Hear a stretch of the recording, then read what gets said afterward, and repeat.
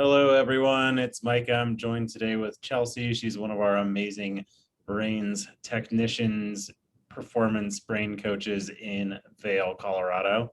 And we're going to be diving into the topic of sleep today. So really excited to have you here, and hopefully we don't put you to sleep while you're listening to this. So Chelsea, thanks for being here. How are you doing today? I'm great, thanks. How are you? Doing really well. Yeah, it's like looking out your backyard. It looks stunning. I'm kind of Yeah, it's really nice here in Minturn. yeah, Sunny. heck yeah. So, sleep has been it's a big topic, right? Like we live in a modern era with a lot of energy. We live in a modern era that I think values getting up early in a really interesting way. And I think about like David Goggins pops to mind when I think about sleep, and Jocko, these kind of Navy SEAL 4 a.m. risers. And one of the pieces I bought, which by the way is completely rad and really works well for some people and others don't, but I just wanted to kind of acknowledge the cultural stigmas that come along with that idea of like, oh, I got so little sleep. Like we really undervalue recovery as it applies to our mental and physical performance. So I wanted to kind of kick us off with that. I know you had a couple questions that we'll get into more of the brainwave stuff and all that. Yeah, I Here think shortly. just to touch on that too, a really good point to make, something that I've learned recently is that neuroplasticity occurs when we're sleeping or when we're in non-sleep deep rest. So Mhm. especially for the type of things that we're trying to accomplish and helping clients, accomplish their goals, sleep is really fundamental to making those things happen for them. Yeah, I love you were talking about the Huberman and Matt Walker interview, and I think Matt Walker's the guy that coined the sleep as the Swiss Army knife of health. Right. And I've really integrated that into my philosophy and approach to everything. Like if we're not sleeping well, that's almost always where we start with someone. And like you said, non-sleep deep recovery can also be a piece for that. But if we're not able to drop into those states, it's just so many other symptoms can come from that it's almost like we're chasing ghosts. And so often we're just starting with sleep. Right. I completely agree with that. I think it's Matt Walker too that talks about how, sleep is not one pillar of health. It's kind of the foundation that all the other pillars stand on. Yeah, 100%. So all of you that are out there and you're like, I know we kicked it off with this like getting up at 4 thing. That's totally fine. Just go to bed earlier.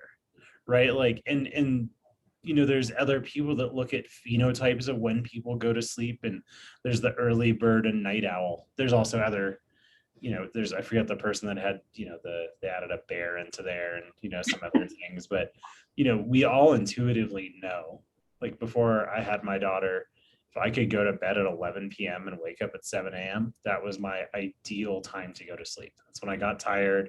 That's when I would like to wake up. Now that I have a kid, obviously we have different sleep needs. And then when I was younger, I would have liked to just never wake up, it seemed, especially on school days. But so many of us have a rhythm. And I think feeling comfortable to honor that for all of us is really nice, especially if you can do that with your current, work or school environment, depending on who's listening to this, is really nice.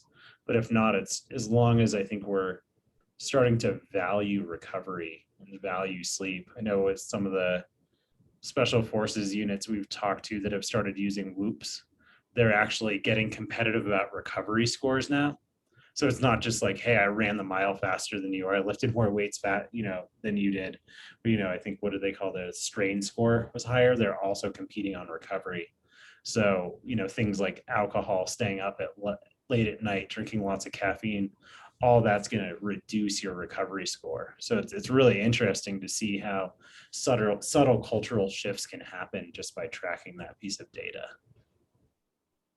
Yeah, tracking is definitely very valuable. Yeah. So maybe we could start with talking about what are some specific brainwave signatures that might show up when you're looking at a brain map that signals to you that sleep is something that we really need to focus on. Yeah. Well, there's this interesting notion. I'm going to get a little meandery here, but I think it's important because there's no such thing as a good or bad brainwave.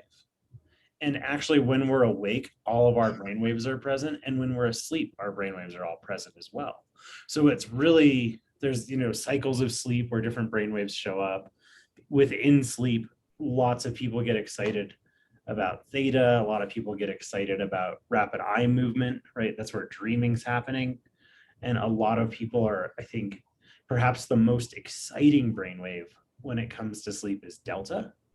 And this is deep dreamless sleep. And you talked a little bit about neuroplasticity as we got kicked off and started on this.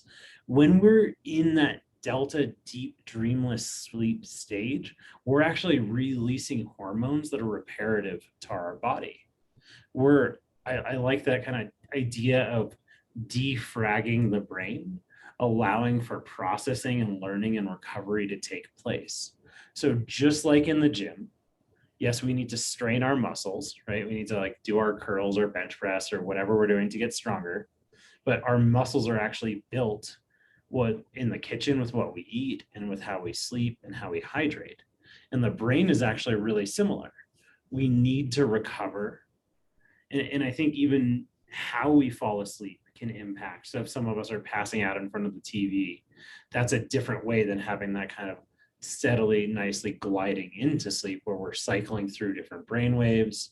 That allows us to kind of like think about unplugging the computer versus shutting it off and having the hard drive kind of spin down, if you will.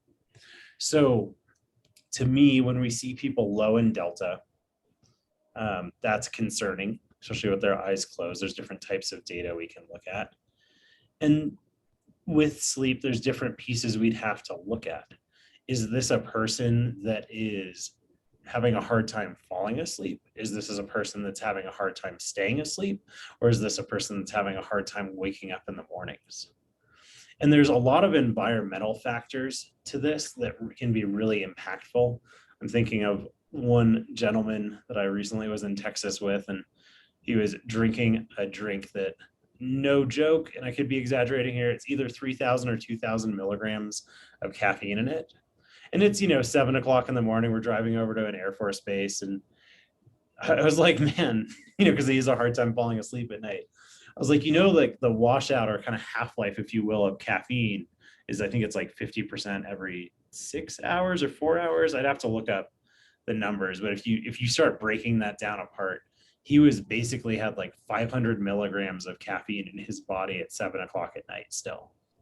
So I think there's just so many factors that lead into sleep. And there was even a really recent article, I think I have it on my phone pulled up still, that looked at, it was super interesting. I loved that they did this. It's on PubMed. The effects of playing a computer game using a bright display of on pre-sleep, psychological variables, sleep latency, slow wave sleep, and REM sleep. So this is kind of, that is too bright. But one of the things they looked at was the bright screen more impactful, or was it the fact that people are playing Call of Duty that's more impactful? And spoiler alert, which is a little counter to a lot of biohacking thoughts, it was actually the shooting game was more impactful than the bright screen, which to me is this indication that not just brainwaves, right? That's going to put us into more of a focused or even a flow state of kind of excitement, but also the nervous system, like sympathetic activation, which is mobilization of energy in the body. That's also very challenging for sleep. So if we haven't taken any breaks, haven't taken any time to exercise, and we're just kind of jacked up and stressed out, it's unlikely that we'll be able to glide to sleep really easily.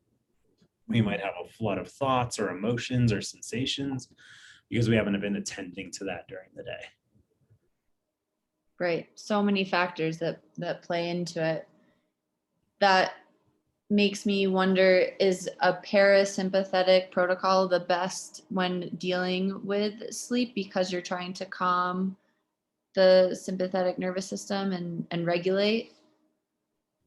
So for those listening that are like, what are these fancy words?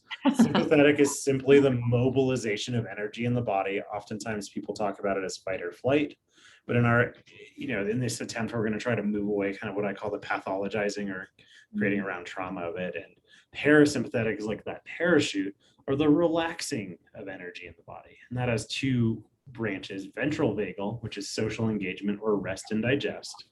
And that kind of is pretty easy to understand why you'd want to be in that when you're sleeping. And dorsal, which is deep, kind of slower, almost a shutdown, freeze, faint response. So part of that parachuting or slowing down of energy. Parasympathetic is one of our cool, like one of my favorite protocols. I kind of have two, and they're actually both helpful for this. So we'll get into that question. Parasympathetic is when we use the frequency of that, so 0.14 hertz to 0.4 hertz. And that is going to increase this parasympathetic nervous system's activation. This is helpful for people with traumatic brain injury, chronic stress, sleep challenges, and even performance. When we have a balanced kind of what we call vagal tone, it allows for us very quickly to mobilize into high energy, high intensity things. Maybe you're a ski racer or have to give a presentation, you need to show up and handle that intensity. But it also allows us to down-regulate and relax and sleep. So you can see it's actually really important to have mobility between both. So that protocol not just helps with sleep, doing parasympathetic, but it also helps us with performance. And there was some recent work done by Leah Lagos, Lagos. I hope I'm getting her name right. She's done a little bit of work around TBI with heart rate variability, which is kind of what we're talking about here with the vagal tone, and showing that overactivation in the sympathetic branch and deactivation in parasympathetic is actually a big part of concussion recovery. And a lot of that verbiage I was just using is very similar to what she uses. And then when she'll actually escalate people into the neurotherapy type neurofeedback services like we do when they're not getting the results just through heart rate variability. The reason I wanted to share that before we get on my other favorite brainwave is if you're listening to this and you're like, yeah, cool, dude, so what? Like, I'm in the other part of the world, or I don't really want to do this, or, I want something I can do at home. Resonant breathing, which is basically there's different rates in which we breathe that can actually calm our nervous system down. We have ways to test this in our office. But if we roughly inhale gently for 4 seconds and exhale for 6 seconds, like we're blowing out a candle or like cooling down soup on a spoon, that will actually increase that balance of the nervous system, and that'll help us fall asleep. At the end of this, if we have time, you and I can talk a little bit about like a wind down routine. This guy, Mike Weeks, I got to meet, he calls it the doorstep routine. Ours is a little different, but it's a cool way at the end of the day to kind of track tension in your body, track stress, move it through your body, and then regulate yourself so you can go to sleep. The other piece, I really like sensory motor rhythm, SMR, or beta 1, or sleep spindles. This is a brainwave that I kind of think of it as an adaptogen. Sorry, just to clarify, those 3 brainwaves that you just said, those are the same. They're just different sites, and like one's during the sensory motor strip. Beta 1 is kind of what it could be called globally, and then a sleep spindle is with your eyes closed. Okay. But we're talking about this in terms of frequencies, roughly 12 to 15 hertz. And what's nice about it is it's like this adaptogenic, which means you're able to help you go higher or lower brainwave. That we've ran this with 2 people in the same room at once. One was exhausted and one was amped up on monsters. And one person felt way more focused and energized. The other person felt calmer. Same sites, same brainwave. But what it does is it allows your brain to balance itself out, or kind of bring into neutral, if you will. Helps bring you up if you're feeling down, bring you down if you're feeling up, into that kind of balanced, relaxed, alert, but not efforting state is kind of how I experience it. But it also, when you're sleeping, some people can get into these hypervigilant patterns. And I think a lot of parents out there, I notice this as a parent now. Like, I used to sleep through the night and not notice anything. Now we have, like, my daughter cries and I'll wake up a lot easier. Still, my wife wakes up way easier than I do. Like, she's got to be screaming for me to wake up versus, Bonnie's much more cued into those cues. I think, there's probably a variety of reasons for that. but that brainwave actually builds resilience and helps you stay asleep longer. It can also help you fall asleep depending on what's going on. But it's just important that as we're analyzing and assessing and supporting somebody to sleep better, that we're really looking at that whole picture of all the brain waves, the nervous system function. We're looking at exercise routine, self-care routine, diet, caffeine intake. I mean, even late night carbs can have a glycemic spike at 2 to 3 in the morning. And then there's significant literature of mystics and meditators meditating at 3 to 5 in the morning. So there's all these reasons in which humanity has woken up, and there's even recent articles that are pointing to two sleep times, like dual sleeps, like people sleeping from X hours and then X hours. So there's a lot of different ways and reasons in which we might have sleep challenges. I think the most important thing we're looking for is how can we help work within the system you have. Some people work night shifts, some people work for themselves and have flexible hours. So how can we help you minimize the damage of a bad night's sleep and sleep the best you can? And then also how can we minimize the amount of rough nights that you have? If we can figure out a way to attach it, I gave a talk, I have a handout somewhere on how to minimize the impact of a bad night's sleep, because they are 100% inevitable. We get sick, a fire alarm goes off, a storm, or you get stuck in an airport, or we all have bad nights. And as you said, the foundation of health is sleep.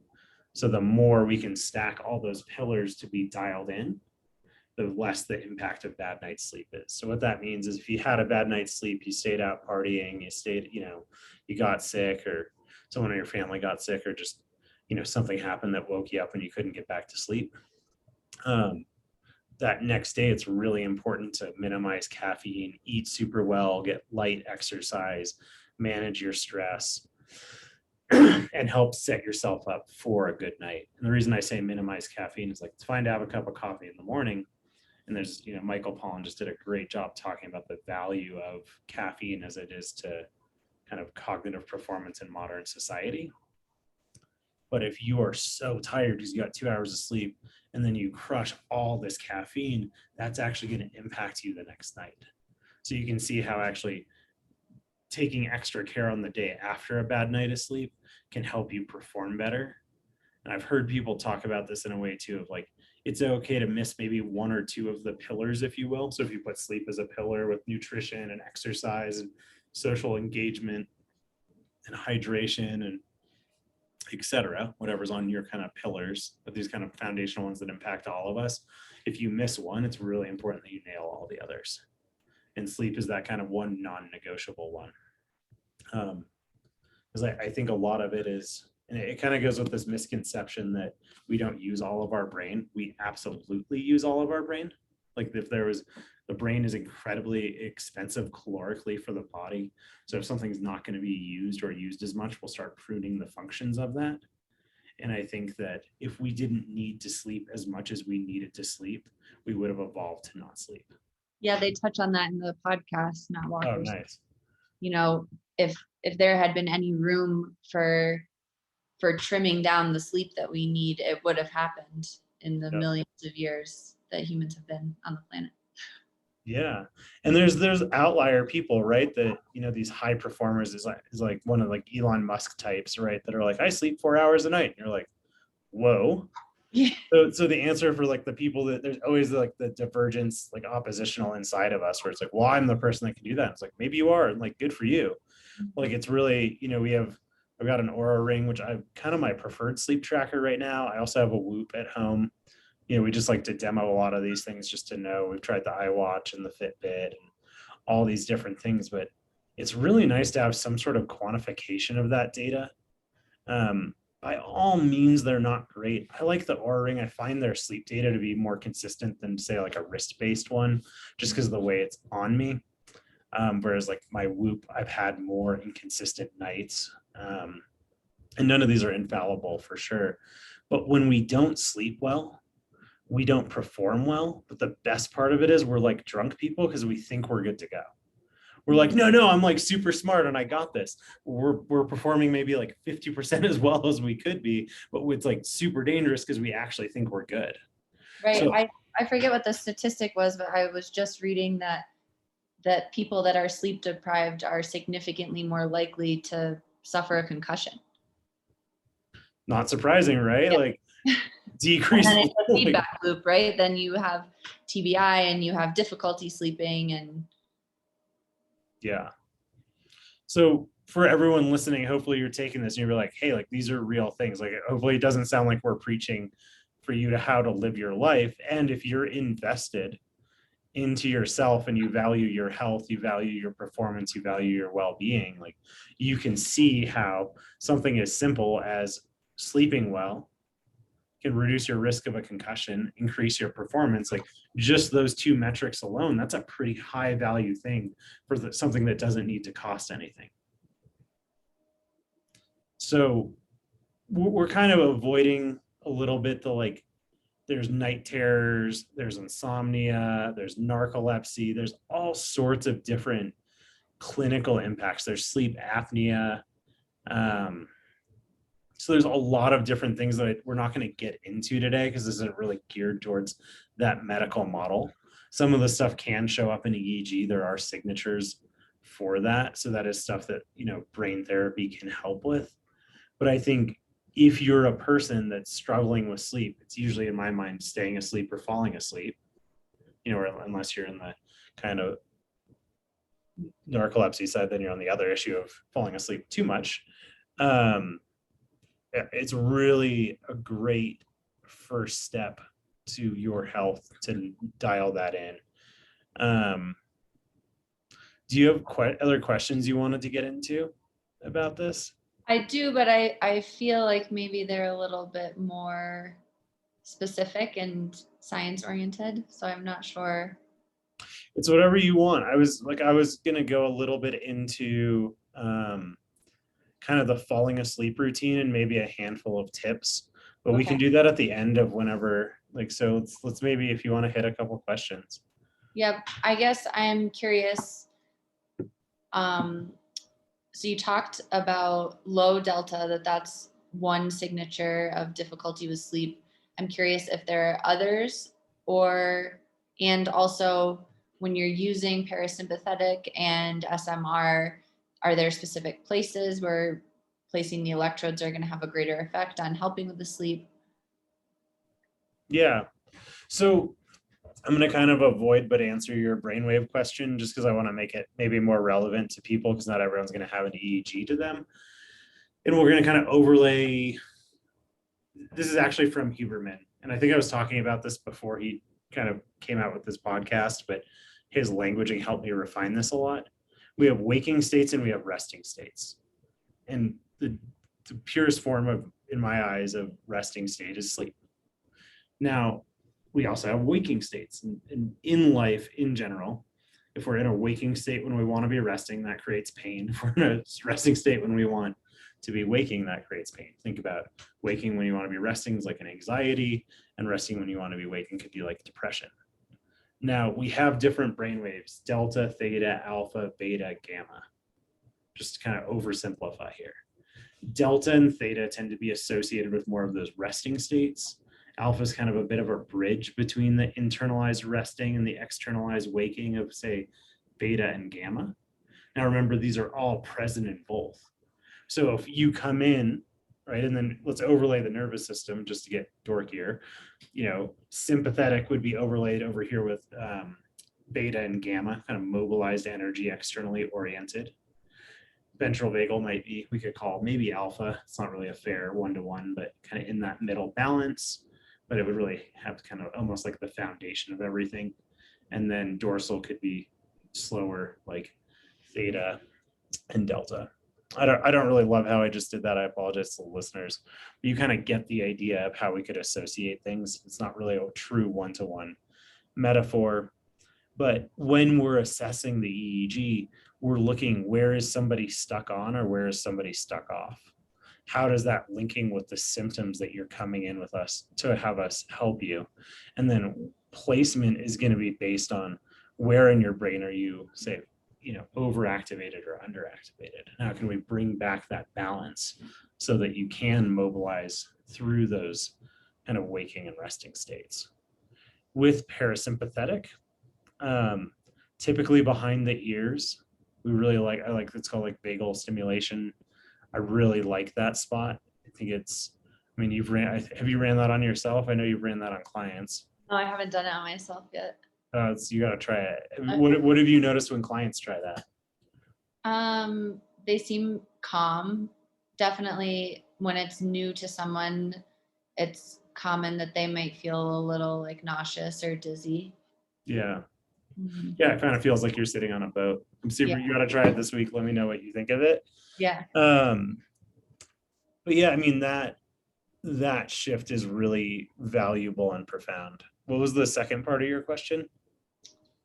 I mean, you kind of answered it. I also was reading that it's common to use T3, T4 for, so placements just above the ear when treating sleep disorder.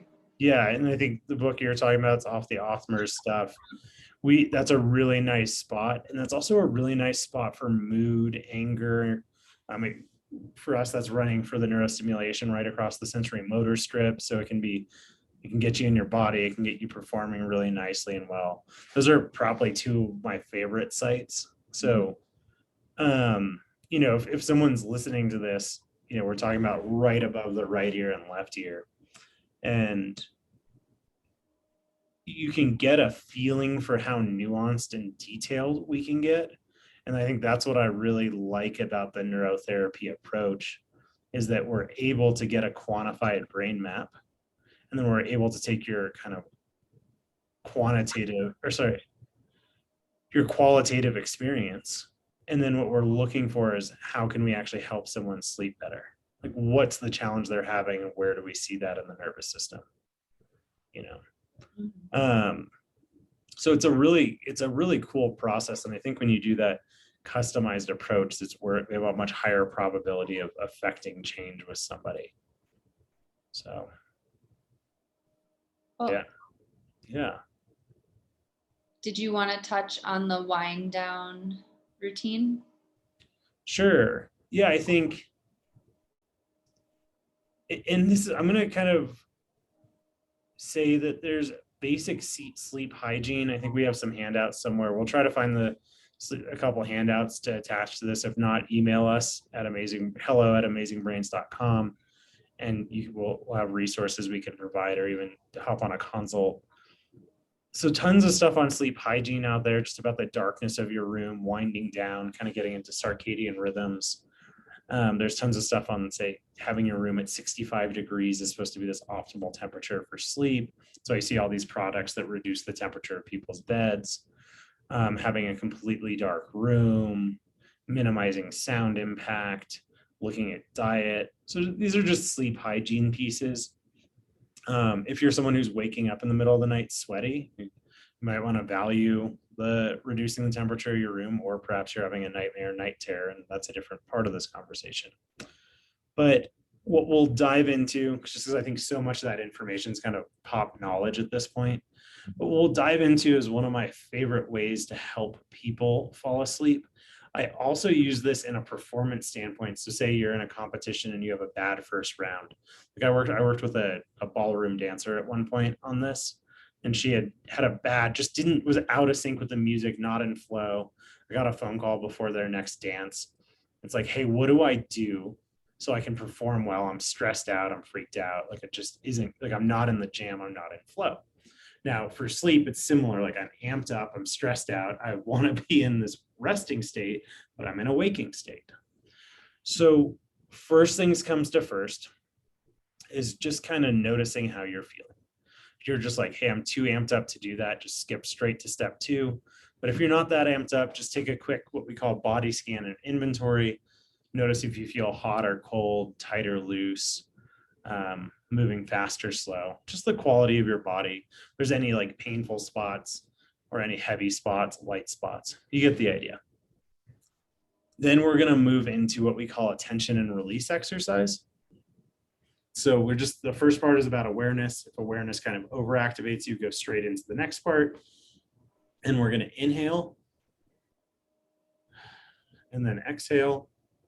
We're usually looking for roughly 4 seconds in and roughly 6 seconds out. That seems to be a nice resonant breath. I think I said this earlier, but we have ways to test this for people in our office. So we can actually help guide you more fully into that process.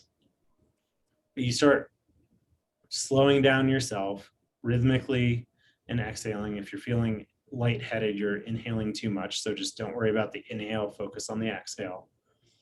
And then on an inhale, you're going to tense your body up. So you're going to actually clench your muscles like, right? Like your hands, your feet, your big, like your legs, especially in your core. And you're going to hold it for say 1 to 5 seconds. Some people want to go a little more intense. Some people like to go lighter. And then you're going to so you're holding your breath and holding your muscles. And then on that exhale, you're letting it all go. So what we're doing here is we're starting to balance our nervous system by breathing. But we know that if we had a stressful day, the sympathetic activation, we have a mobilization of energy in our body. Well, let's give that energy a place to go so we're not just containing it. So we're tensing and releasing. And then we're moving through. A lot of people will feel kind of lightheaded and calm. And then that stress, challenge, fastness might come back in. And you can do a couple phases of this. That's really the crux of it. What's nice is as you start to get curious about your physiology and what helps you calm down and what helps you move energy in your body, you might learn that, hey, I need to do a more intensive tension and release thing. We do like TRE exercises that are a little bit more of an involved 15-minute to 45-minute full body shaking. You can do less intense tension and release where you're just squeezing one body part like a hand or your legs or your jaw and releasing. You can do exercise like running or weightlifting or dancing or yoga or whatever. And you'll also start to see that different breath patterns affect you differently, and that 4-6 might not be what you need. You know, some people like the box breathing, some people like the Andrew Wheel's 4-7-8 breathing. There's so many different things. They all are really based on the same physiological idea of helping either mobilize, balance, or slow down energy in your body. And you'll need to experiment to see how that helps. This same thing can be used also in the middle of the night. Say if you get woken up and kind of jarred awake and you're racing in your mind. So you can see how one technique has applications both for performance, it has applications for falling asleep, and it has applications for staying asleep. So Great. Yeah. Very helpful tips. Thanks. I think we're gonna wrap here in a minute. So I'm gonna harass you, and I'm curious, as a fellow human who also needs to sleep, like what has been some of your favorite ways, like on those, to help yourself fall asleep or stay asleep or just get like a really nice night of sleep? Lots of answers to this question. Sleep has been a big part of my health journey over the past couple of years. I've found, I would say, number one, that consistency is really key. That I feel most rested and at my best when my schedule is consistent, and that has helped me to wake up having more energy and feeling more motivated. Did this crazy thing after I read the book Breathe by James Nestor. You familiar? Oh yeah, that's a great one. I started taping my mouth shut when I sleep because of that book, because I realized that I was a mouth breather and how often I was waking up because of that. And I feel like it really significantly impacted the quality of my sleep. And now I don't have to tape my mouth shut all the time. And it's had a sort of lasting impact. Another thing that I've done because of listening to the Huberman Lab podcast is to make sure that I get direct sunlight exposure to my eyes in the morning when I wake up, and also in the afternoon. I thought that was a really interesting point that he made, that there's something about the quality of the light when the sun is just rising and when it's setting that in the afternoon can actually offset the negative effects of any screen time that you're going to be having later, because it signals to your inner workings about your circadian rhythm. So I try to do that. So yeah, lots of things. I Body love, body scan meditations before I go to bed if I'm having a hard time kind of dropping in. I love all of those, and I think especially the exposing yourself to light early morning and mid afternoon. And I think in one of those handouts we talked about good sleep starts at the morning. You know, and we kind of hit on that with caffeine, you hit on that with light. But for all of you kind of skeptics out there, where it's really circadian rhythm is an interesting dance of cortisol and melatonin. One, cortisol being the function of what wakes you up, and melatonin being the function of what's bringing you to sleep. Obviously, cortisol gets demonized as a stress response, and melatonin gets thought about as a supplement that helps you fall asleep. But they have different functions in the body in those contexts. And I think, if nothing else, just being outside is so wonderful. But when you layer that out, and I think exposing your eyeballs, which would mean, you know, and also your skin as much as you can, you know, because I think that's, you're able to, there's arguments here even around sunscreen blocking some of the impacts, or different like glasses blocking the impacts of the light. Right. So, you know, just to, I mean, obviously it was like negative something at our house this morning. So, you know, I'm not going out there with like in my t-shirt or like no shirt on to like sunbathe when it's freezing cold out. But, you know, for people that live in warmer climates, you know, going out there with no shoes on, if you're in a nice spot, feeling the earth, and, you know, being out in the sun in the morning is such a lovely way to kickstart your energy and also prime you for a good night of sleep. Yeah, definitely. Heck yeah. Well, is there any challenge you want to leave people with, like for their sleep? Like, A challenge. yeah.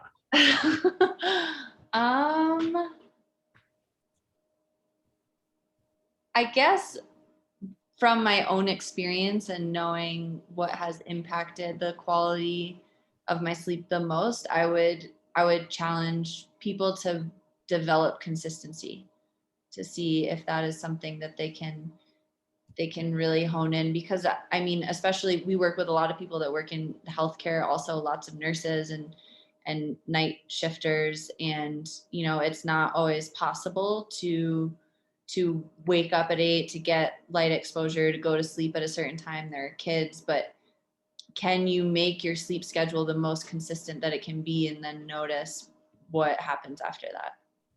Cool. I love that. Well, hopefully you all accept the invitation challenge. Stay curious.